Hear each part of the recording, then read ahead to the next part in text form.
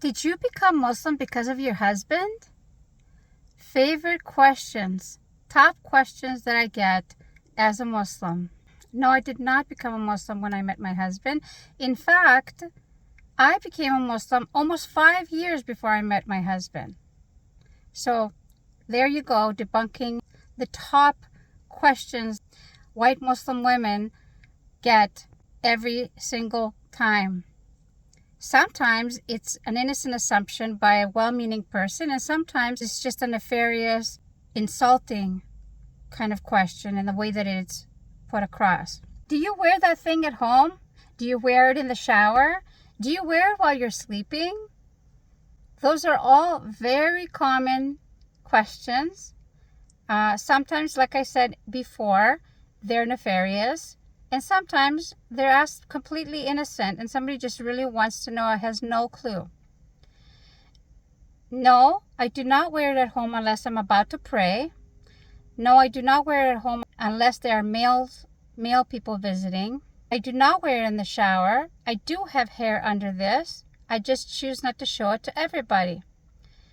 And I don't wear it when I'm sleeping. Although when we lived in England, yes, I did wear it when I was sleeping because it was very, very cold and damp in England. So that was the reason why I was wearing it for sleeping. I was just trying to keep warm. But other than that, no. I wear it for praying. I wear it for outside of the home. I wear it if there are visitors that are not my family members. And that's it. Nothing suspicious, nothing to see here.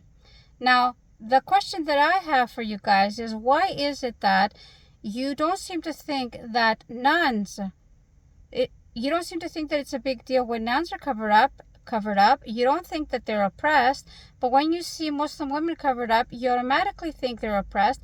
You automatically think that in their mindset, they feel like they have no rights and therefore they are allowing themselves to be treated like this. But you don't have the same ideas about nuns.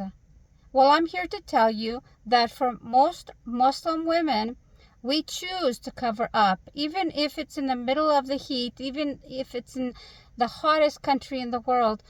Women are choosing to cover up. Just like women choose not to cover up, the same goes for women who choose to cover up.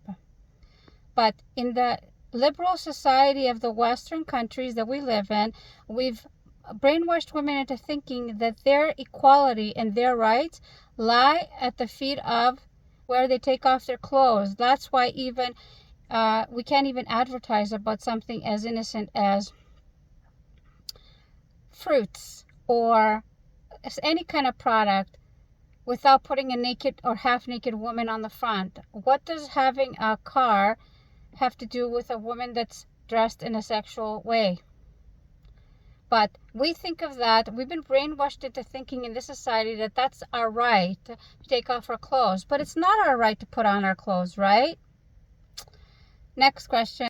Oh, I love this question every single time. Why don't you go back to your country? Because we're assuming that women who wear a scarf, or Muslim women in general, or Muslims in general, don't belong in this country, when there's documented historical evidence that Muslims were here from the late 9th century AD.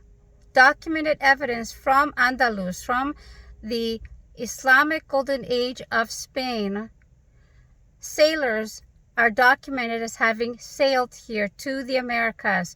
And even after that, long before Columbus, there's documented evidence that Muslims from the Kingdom of Mali and Timbuktu, their king, Mansa Abu Bakr II, sailed here to the Americas. There's documented historical evidence, and this was in the 1300s AD, way before Christopher Columbus came here.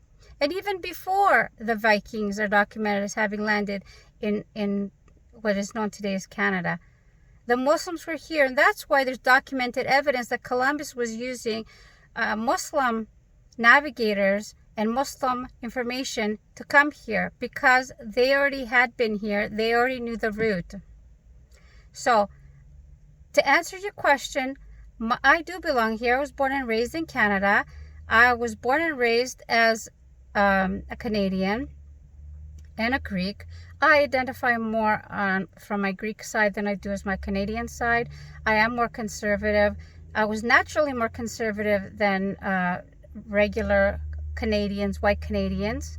But as I became a Muslim, I became even more, I acquired more conservative values. Okay, so I don't see why those are not compatible with Canada. I don't see why you cannot have conservative values or modest values in Canada. I mean, if you're putting across that this is a democratic country and you can do whatever you want as long as you don't hurt others, then why can't I wear a scarf? Why can't I dress modestly without you thinking that I'm being oppressed or I have some kind of nefarious ideas in my head? That is on you. That says something about you and your values and your ideologies. It doesn't say anything bad about me. And last but not least, which is a common one that I get from Greek people in general, is as soon as you decided to become a Muslim, you are no longer a Greek, which I covered in my last video, which was done in Greek. That's very silly, to say the least. Uneducated and ignorant, because ethnicity has nothing to do with your choice of religion. Now, some of those people usually say, how could you be so disloyal to your ethnicity and to your culture by becoming part of the enemy? Because the Greeks have had a very violent at times relationship with each other through the Ottoman Empire, and so many of them who are ignorant and uneducated, they consider it disloyal to become a Muslim because the Turks or the Ottomans were Muslim. However, what I have to say to respond to that is, how could you be a Christian? How could you be disloyal to your roots, to your Greekness, to your ancient Greek roots, when the Byzantine Empire that was around since the 330s AD, with the first Christian Roman emperor, Constantine I.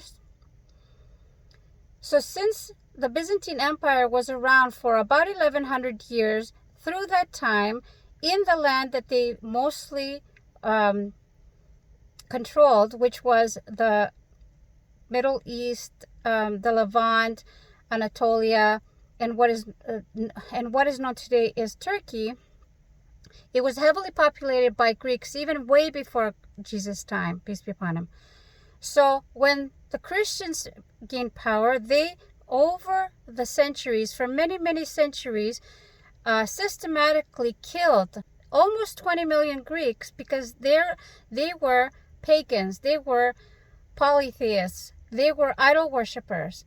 And the Christians of the time, they wanted to convert everybody and make everybody Christian. And that was the way that they did it. So over almost 20 million ethnic Greeks were killed during the time of the Byzantine Empire because they wanted to change the whole area, the demographics of the area, into Christians, into a Christian area. So how you, as a Greek, can continue to think of yourself as a Christian, continue to think of yourself as a Greek, and be disloyal to your ancient Greek polytheistic pagan roots, when the Christians spent almost 1100 years killing the Greeks to make them Christian? How can you do that?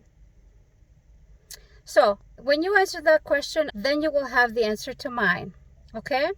So that's the end of my rant. That's the end of the questions.